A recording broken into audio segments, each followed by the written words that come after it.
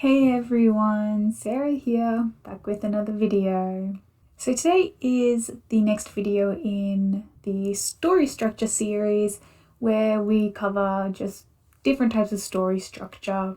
And so today we're actually going to have a first look at a structure specifically designed for a certain genre, and that is Romancing the Beat.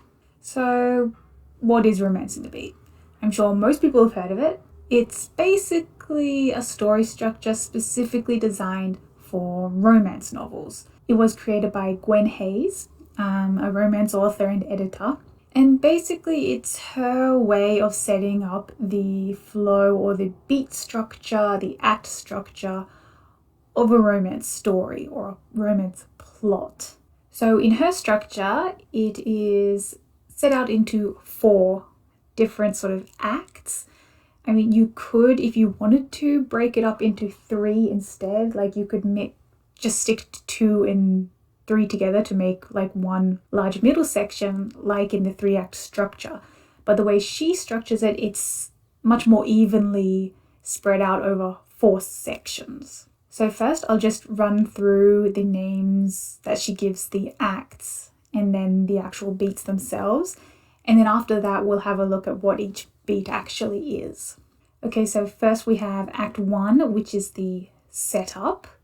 Then we have Act 2, which is basically the falling in love section where the characters, start to get feelings. Act 3 is where they are running from love, sort of the opposite to Act 2.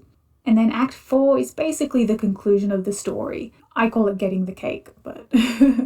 So in Act 1, we have the introduction of the first protagonist, the introduction of the second protagonist, the meet cute, I'm sure most people have heard of this phrase before, the no way, and then the adhesion or the stuck together.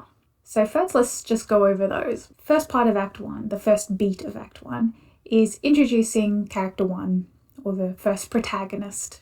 So just like in the 3-act structure, you always start your story with setup, where you introduce your protagonist, and in a romance you generally have 2 protagonists, so you're introducing your main protagonist, and you establish their normal world.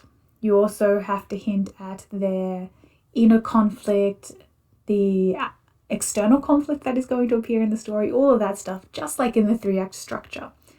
The difference is, obviously, because this is for romance novels, that the sort of conflicts need to be based around romance. So, for example, the inner conflict should be something to do with why the protagonist doesn't want to or believes that they aren't ready for a relationship. So this internal conflict should be a cornerstone. It should be a fear or a lie that they tell themselves, something that is going to hinder them from falling in love specifically. We should also get a look at what they want, what they believe they want. Spoiler alert, they're usually wrong. But at the start of the story, this is what the character believes will make them happy. Next, we have introduce the second protagonist or the second main character. So because it's a romance, as I said, you have generally 2 protagonists. You have your female main character or your male main character, and then the other, any sort of relationship dynamic you want. You can have 2 or more protagonists. In a normal 3-act structure, you only talk about introducing the one protagonist. In Romancing the Beat, obviously, you have a second beat where you will introduce the other protagonist. So obviously, this is the same as with character 1, where you will introduce the character, establish their normal, and then show us hints, give us little ideas of their internal conflict and the external conflict, what it is that is preventing them from falling in love or will prevent them from falling in love in this story. Now, what's interesting is that, for example, these days a lot of sort of popular romance novels will be written in a dual point of view, or at least an omniscient sort of style where you can switch point of views between the protagonists. So that makes it easy to do this style of beat 1, beat 2, where you introduce one character and go on and introduce the next character. However, personally, I would say that this beat, this second character introduction, could be omitted if, for example, you are writing in a limited third person point of view from just the first protagonist's point of view. You know, if you're writing in a limited third person point of view or first person point of view even, then it's hard to establish a second character and their conflicts and their normal when obviously you can't go to that point of view. So in that case, you would probably stick this second character introduction to the third beat, which is the meet cute. So I'm sure a lot of people know what this means, but basically it just means that your protagonist, your couple, whatever, meet for the first time. That's it. So usually this will mean that they physically meet for the first time. They don't technically have to, you know, it could literally just be a first time sending an email to each other, you know. They work in different departments in the office and it's the first time they communicate through email or something. But this is basically like the inciting incident in the 3-act structure, where you have some sort of event that is going to push the protagonist, or in this case, the protagonists, into the story. And in this case, because it's a romance, that generally means that it's about a developing relationship. Therefore, it's two characters meeting and being forced into some sort of connection. And even though it's called a meet cute, it doesn't necessarily have to be cute. It can be, I think people like to call it a meet hate or whatever, you know, where they have a very negative sort of run-in, first impressions are bad, that sort of thing. That's probably more common actually in a lot of romance stories, because it's an easy way to establish the fact that the characters do not want to fall in love with each other because they don't like each other at first. Either way, this meeting between the characters should be impactful, it should be memorable. It doesn't necessarily have to have lots of meaning to the characters yet, but it should, you know, just put them on the page together, give us some sort of chemistry between them, whether it's good or bad, it doesn't matter. It should just show us the start of that dynamic between them. Next, we have no way. As the name suggests, this is basically where the characters will say, I'm not going to fall in love, I don't want a relationship, whatever it is. It should establish why they do not want to fall in love, why they don't think they should fall in love. It's generally going to be a very conscious denial by the protagonist. Usually it is a sort of continuation of the meet cute. Usually after the meet cute, the protagonist will sort of split and they might think they'll never meet again. You know, it was just a one-off sort of run-in almost. But in the no way, they're brought back together and they are given a reason.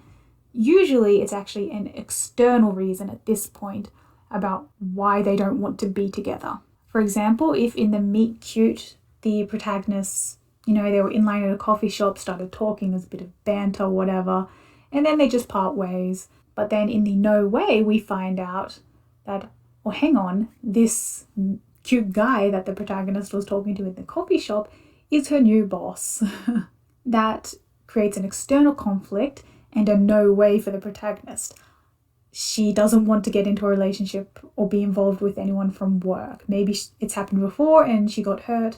Maybe she doesn't want that mixing of private and business. Either way, there should be some specific reason that the protagonist actively latches onto and says, I am not going to fall in love. Obviously, this resistance should go further than a simple no thank you, and it should be a callback to the protagonist's internal conflict as well as an external conflict, but mostly internal, where they latch onto this fear or a lie that they tell themselves. Basically, that conflict that was established in their introduction becomes their rock solid basis for not wanting a relationship with this specific person. But then in the next beat, adhesion, that is all turned upside down. This is where obviously the characters are forced together. Quite often, this could actually be put together with the no way beat. This is sort of like the first turning point of the 3-act structure, where you have some sort of twist, something happens in the story that will physically force the characters into close proximity for most of the story. Usually this is where the external conflict, the external goal, usually not anything to do with the relationship, will be established. And this goal, which will be mutual generally for both of the protagonists, will force them together in some way. And that sets the scene and sets the stage for the rest of the story. So that's the end of Act 1. So Act 2, we have No Way Part 2. We have the Spark of Desire. We have the Deepening Desire. We have Maybe This Could Work. And then the Midpoint of Love, or the False High. So first part of Act 2 is the No Way Part 2. So as the name suggests, this is just a throwback, a re-establishment by the protagonists of why they don't want to fall in love. So Act 2 is all about falling in love. However, throughout the entire act, basically, the protagonists are going to resist that. They're going to fall back on their fears, their insecurities, their conflicts that are established in Act 1, and they're going to use those as the basis for why they don't want to fall in love. So this No Way Act 2 is where they will put their foot down once again and say, absolutely not. They should be totally entrenched in their sort of own problems, their own inner turmoil. The external conflict is really coming at them as well. They don't have the time for this. They don't have the desire for this. This is also where we'll see that the protagonist's sort of inner conflict and personal inner goal, what they think they need and want, might not actually align with the external goal or with how they're starting to feel. So next we have the Spark of Desire. This is where that the previous No Way from the first act and then this last bit, the No Way Act Part 2, will start to be challenged in some way. There's going to be something that is pulling the characters together on a more emotional level. They are forced together, they don't want to be together by the adhesion, but they're starting to see glimpses of what they're really like. Something that is challenging their previously established notions of each other. This is where we will start to see them open up to each other. Maybe they'll start to see a different side of each other. Feelings are going to start to grow, but they're still going to try and resist them. Next, we have Deepening Desire. So this is where things start to really get real as far as the relationship goes, or the emotional connection. This is basically building off that previous beat where they started to interact and learn new things about each other and their no way started to be challenged. We turn that up a notch. We get even more intense. This is where the protagonists start to actually not be able to deny their feelings anymore. At this point as well is quite often where the external goal, conflict, the thing that sort of forced them together in the first place, that external goal starts to look a little less important. This is where the protagonists are starting to lose their will to fight against love, basically. The original no way that they established has started to erode away. It's started to disappear. And their goal may be changing. They may actually be starting to want a relationship now, which leads us into the next one, which is Maybe This Could Work. So this is the point of the story where the relationship is growing stronger. The protagonists are really starting to come together and actually maybe like the idea of falling in love. Maybe this time it'll be different. And in this beat, the Maybe This Could Work, this is where the protagonist will start to think, hang on, maybe I can actually have all of the things I want. The no way is basically gone. They've started to fall in love, but they are also at this point believing that they can still reach their external goal. The most important thing in this part of the story is that even though they think that they can have everything, they haven't faced their internal conflict yet. The actual internal conflict, the personal turmoil within the character that at the start of the story established their sort of fear, that sort of scar within them when it comes to romance, that hasn't actually been addressed yet. The protagonist is still running from that, but they believe that even without facing those problems, they can still have everything they want. They can still have this romantic relationship with this person. It looks like things might actually work for them without having to actually transform and change themselves. And next we have the last part of Act 2, which is the midpoint of love, or the false high. So I think calling it the false high works better than saying the midpoint of love, because it shows you that the protagonist, even though at this point in the story they think that everything is going fantastically, they can have everything they want, everything is going to work, it's not actually true. So this is where the protagonist will finally give in to their desire for love, basically. It's usually where the first really romantically intimate moment happens, whether it's a kiss or something more, depending on, you know, how explicit the novel is. This is where sort of the characters believe that they can have their cake and eat it too, basically. You know, if the story ended here, you know, you could say that they'd be living happily ever after. However, this is only the end of Act 2. So we will move into Act 3 next. So Act 2 was where the characters fell in love or were falling in love. Act 3 is where the characters will once again begin to run from love. So in Act 3 we have the inkling of doubt, we have deepening doubt, we have retreat, shields up, and then the breakup. Okay, so first, inkling of doubt. The naming is pretty straightforward and tells you basically what it's about. This is sort of where the characters start to get cold feet. Something happens that will seed a little grain of fear or doubt or worry within the protagonist as to whether this is actually a good idea, this relationship. This should be something directly related to one or both of their internal conflicts, more so than the external, because at this point, usually the external conflict might already actually be mostly over. But with a romance story between two characters, it's the internal conflict for the characters that is the most important. So in this Act 3, it's where we're going to see this internal conflict really come bubbling to the surface. So in Inkling of Doubt, we start to see that even though it seemed like everything was all fantastic, happily ever after, in that midpoint of love beat, this is where we start to see that that's not actually the case if the characters do not finally face their inner turmoil. This is sort of like a second light sort of turning point in the story. Usually it's not a big twist, it's just something that will sort of set the players in this story onto a new tangent where actually things might not be okay. This is where the protagonist might actually start to ask themselves, is this really what I want? Can I actually have all of this? This is where the characters should be asking themselves, maybe I can't have it all after all. Next is the deepening doubt.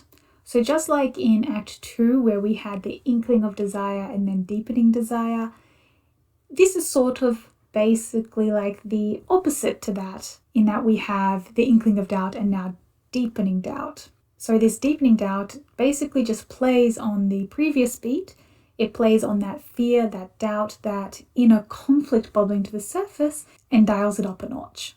Those little doubts that start to show up in the previous beat are now taken and exploited to greater effect. The character's original sort of no way, their first established reason for not wanting to be in a relationship, comes back to haunt them basically. This is where the internal conflict that the protagonists have been trying to ignore basically for the whole story will come back and bite them on the butt. The cracks in the relationship will start to show. We're going to see that unless they actually do something about these fears, these internal struggles that they are having, then this relationship might not actually work. Okay, next we have the retreat beat. This is where one or both of the characters will actually finally start to look inwards. One or both of the characters will finally look in the mirror, so to speak. They will admit their fears, they will accept that they might have these fears and this internal conflict going on, this inner turmoil. A lot of the time they will admit and accept this, but the important thing is, rather than learn from it and grow and change, they will hold on to it even harder. Generally speaking, the characters will use this fear as a way to protect themselves from being hurt even further. This is where they will tell themselves maybe this won't actually work out, which will lead us into the next beat, which is shields up. This is basically an extension of the previous beat. Usually something will happen that will solidify that no way, that internal struggle. It'll be something that will basically say, see, you were right to be scared. This should play heavily on that no way that was established, throughout the story, that internal conflict, that inner turmoil.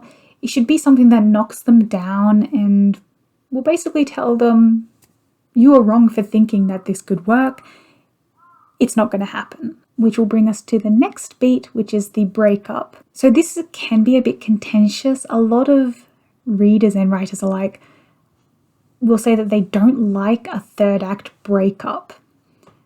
But usually it'll happen anyway, just as the way that a romance story is set out. It will almost always include some form of breakup at the end of the third act. And it's pretty straightforward. It's basically where the relationship, the cracks have spread, it has broken down. One or both of the characters refuse to face their fears. They instead choose to believe in that lie that they're telling themselves. They will hold on to that fear and that internal conflict and will actively choose not to take that opportunity given to them to grow as a character. They're just too scared to properly go and grab onto that relationship. This is where there really looks to be no way that the characters will end up happily together. They will choose instead to fall back onto that normal world, their unfulfilled self from the beginning of the story, even if that means giving up on the chance to be happy. And that rounds out Act 3, which will bring us into Act 4, which is the conclusion of the story. So in Act 4, we have the dark night, the lowest point of the story. Then we have the wake up, the grand gesture, what wholehearted looks like, and then an epilogue, usually. So first, the dark night. This is obviously the start of the conclusion act. This is, for the characters, the lowest point of the low. The relationship appears to be over. Everything that could go wrong has gone wrong. Everything they told themselves, all those lies they said, all of those fears seem to have come true. At this point in the story, quite often they'll realize that they've made a mistake. They'll know that they really probably should have just had the courage to change themselves, to grow, but they didn't take that chance. They will often berate themselves. It'll be a case of, they'll say, I'm just not supposed to be happy. That sort of melodramatic moment in the romance story where for the characters it really does seem like nothing is ever going to change for them and they'll never be happy. However, even though this should be the lowest point for the characters, there should be some sort of hinting at a way back, because obviously this is a romance story and we do need our happily ever after. This is where, even though in the previous act the protagonist did sort of do a bit of self-reflection, this is where they do a little bit more and they will finally, this is where that internal conflict and the way that it conflicted with their wants, their original wants and desires, they're finally starting to bring all these pieces together within themselves and understand that they actually have to do something, even though it might be too late. Which brings us to the next beat, which is the wake up beat. So obviously in the previous beat, the character finally brought everything together within themselves. They finally seem to have this epiphany. However, it all seems too late. However, in this wake up beat, this is where the protagonists are given one final chance. This is their last opportunity to make things right, and they take it. Which will bring us into the next beat, which is the grand gesture. So this is the moment of truth. This is the culmination of everything that's happened so far. The protagonist has finally faced their fears. They are finally going to actually do something to get what they really need and want, that happiness that was in front of them that they ran from so many times. Usually this is where the character, they've been separated, they broke up, they'll come back together again in some way and bite the bullet, and they will throw themselves at this last chance usually in some sort of confession or romantic gesture, something, just a last-ditch attempt to finally hold on to that one thing that they know they can't live without this time. And obviously in a conventional romance novel, it will succeed. This is the climax of the story. It's the conclusion of all of the character arc, the story arc, all of that inner turmoil. They'll finally face those fears. They've come together and now they are actually whole. Which brings us to the next one, which is what wholehearted looks like. This is the aftermath of the confession, so to speak. This is where we see them finally as a whole together. Up until now, even when the characters have been together and it seemed like things were going good, they hadn't faced that inner conflict yet, so it wasn't quite right. But now they've faced their fears and they're happy together. This is the happily ever after. Now, technically, you could just finish the story here. There's nothing wrong with that. Usually romance novels will have this next beat, although I think it's a bit different to be calling it a beat because it's not necessarily to do with the actual plot or story structure, but quite often there'll be an epilogue. So it's sort of hard to say what an epilogue is for, but usually it means it's sort of extension on the previous beat where we see the aftermath of the confession. So like in the 3-act structure at the very end where you sort of superimpose the new world on the old world, you see how things have changed for the protagonist. You do the same thing, but again, because it's a romance, it's to do with their relationship.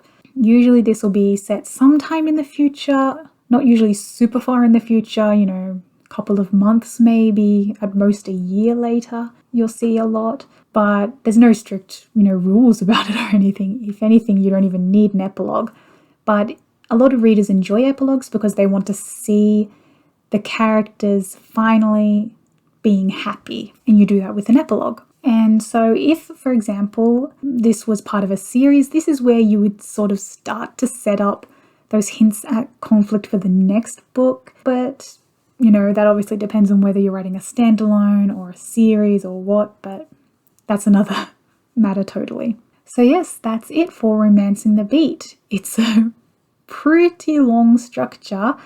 Each act has quite a lot of beats within it, and personally, I would say that quite a lot of them could just sort of be stuck together. A lot of them are sort of expanding on the beat directly before them, like for example, inkling of desire and then deepening desire. So people who like to have things organized really neatly and very detailed, if they're writing a romance novel, obviously, because this is for romance, should definitely take a look at this Romancing the Beat structure. I think it really helps to understand how a relationship forms, and it fits quite well into the 3-act structure, that idea of the turning points in the story and that conflict and whatnot. Obviously, we're not going to discuss what sort of stories it suits because it's a structure specifically designed for romance. But obviously, I will say you can use this even if you're not writing a romance novel explicitly.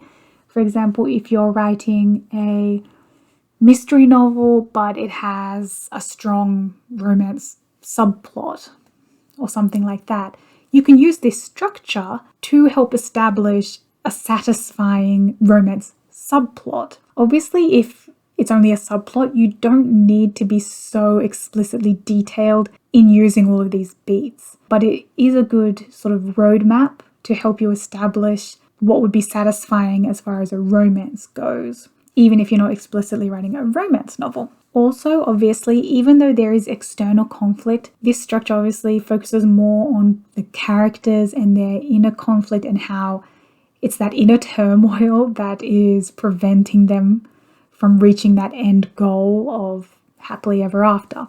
Because romance is essentially a character-driven genre, and you'll find that most of the time that external conflict, it's not background, obviously, it's very important, but the emphasis should always be on the characters, their relationship, obviously, and their inner conflict. Yeah, so that's it for Romancing the Beat by Gwen Haye. I will leave a link in the description to her blog post and also a link to the book because it is a book that she wrote about this structure as well. And that'll be it for today's video.